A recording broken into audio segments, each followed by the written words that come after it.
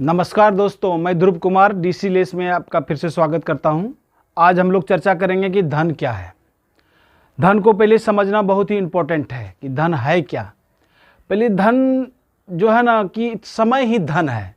हर चीज़ को यानी कि जीवन को जीने के लिए, सही तरीके से जीवन यापन करने के लिए हमें धन की आवश्यकता होती है। धन होता है पैसा, संपत्ति, ठीक है। तो ये यानी कि धन जो है यानी कि हमें जीवन यापन करने के लिए बहुत ही इंपॉर्टेंट है, लेकिन सब कुछ धन नहीं होता है।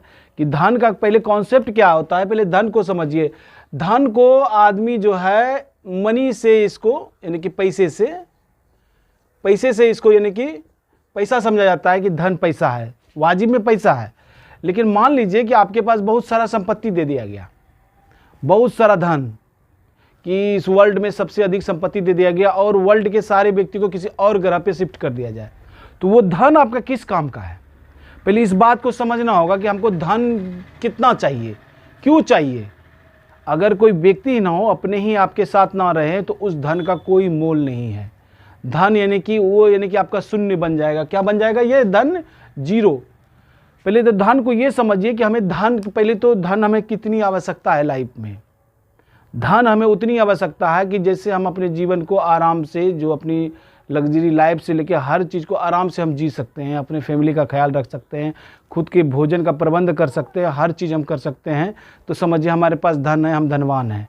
लेकिन धनवान यानी कि आपके पास बहुत सारा संपत्ति आने के बाद भी अगर आपके पास यानी कि आपको कोई सही तरीके का मैनेज नहीं कर पाते हैं आप उसको, तो आप परेशान हो सकते हैं। पहले धन को समझिए, धन इज़ मनी, पैसा ही धन है। लेकिन धन जो है, इस रियल में धन बराबर क्या होता है? समय। धन क्या है? समय। समय ही धन है, इससे बड़ा कुछ नहीं है। समय है आपके पास तो ये धन कोई काम का, अन्यथा वो धन नहीं है। यानी आपकी संतान हो सकता है आपका धन हो, यानी कि आपका जो कर्म हो सकता है वो आपका धन हो। धन का यानी कि कोई सीमित यानी परिभाषा नहीं है। तो धन के कॉन्सेप्ट को इस तरह क्लियर किया गया है। मान लीजिए कि मूलधन, मान लीजिए कि आपके पास जो संपत्ति है मूलधन है, ठीक है।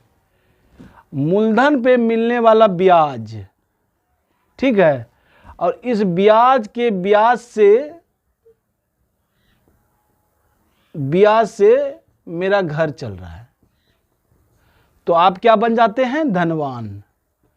यानी धनवान की परिभाषा यही है कि मूलधन पर मिलने वाला ब्याज और उस ब्याज के ब्याज से अगर मेरा घर चल रहा है तो हम धनवान हैं। यानी कि हम कमा रहे हैं, हमारा बेटा कमा रहा है और हमारे बेटे का बेटा यानी हमारा पोता कमा रहा है, उससे मेरा घर चल रहा है, तो हम धनवान हो गए। इससे ज़्यादा हमें धन की आवश्यकता नहीं है। धन को जो है आदमी सब कुछ समझ लिया है कि बहुत ज़्यादा धन हो जाएगा तो हम सुखी हो जाएंगे, ऐसा कोई सिस्टम नहीं है। आप इस समाज में ये देखते होंगे कि बहुत ज़्यादा धनवान होने के बाद भी आदमी दुखी है। क्यों? क्योंकि उसके पास समय नहीं है। समय को समझ ही नहीं पाया कि हमें जो है ना कि धन किस लिए चाहिए था। समय बचाने के लिए चाहिए था, लेकिन हम यानी कि धन के पीछे इतने पागल हो गए कि हमारे पास समय ही ना रहा। इसीलिए सबसे इम्पोर्टेंट है धन बराबर इक्वल टू यानी कि आपका यानी कि समय। टाइम ही मनी है। अगर मान लीजिए कि समय का हम सही उपयोग नहीं करते हैं तो वो मेरा यानी कि पैसा नहीं बना सकता, यानी कि वो सही अपॉर्चुनिटी को हम खो देते हैं। यानी कि टाइम मनी तभी हो सकता है यानी कि जब हम समय का सही उपयोग करते हैं, तभी हम धनवान बन सकते हैं। इसीलिए हमें समय का सही प्रबंधन सीखना होगा, तभी हम धनवान बन सकते हैं, हम धनी हो सकते हैं।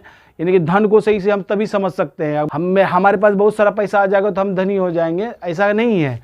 आपको जो है पहले तो समय को यानी कि बचाना होगा कि समय ही सबसे बड़ा मूल्यवान है।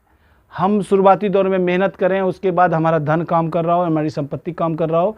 हर बच्चों को ये समझना होगा कि पहले हमको जो एसेट को बढ़ाना होगा और लायबिलिटी को कम करना होगा, ताकि वो संपत्ति मेरा हमको कमा के दे, जिसके वजह से जो ना हमारा ज़िंदगी आनंद से आगे कटे। वो तभी संभव है जब तक आप बचत कीजिएगा और निवेश कीजिएगा पैसे को। जब बचत करके आप निवेश करते हैं तो आपकी संपत्ति बढ़ती है। और अगर हम पैसा कमाते हैं, कमा के अगर हम कोई लायबिलिटी खरीद लेते हैं, दायित्व जो हमारे जेब से पैसा निकाले, तो हम धनवान हमेशा बने नहीं रह सकते हैं।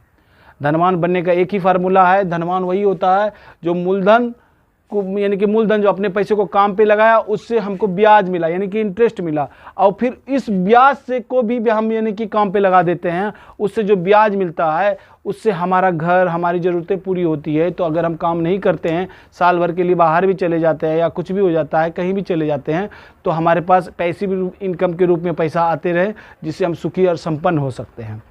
इसीलिए धन के कॉन्सेप्ट को आपको सही तरीके से समझना होगा कि धन इक्वल टू टाइम, समय। अगर आपके पास धन हो गया, अगर उसको हम एसेट और लायबिलिटी को सही से नहीं समझते हैं, फिर भी आप दुखी के दुखी रहिएगा और आपके पास समय ही नहीं होगा। सिर्फ धन कमाने के पीछे पागल है कि धन हो जाएगा तो हम सुखी हो जाएंगे। ऐसा नहीं हो सकता है कि आप सुखी हो सकते हैं।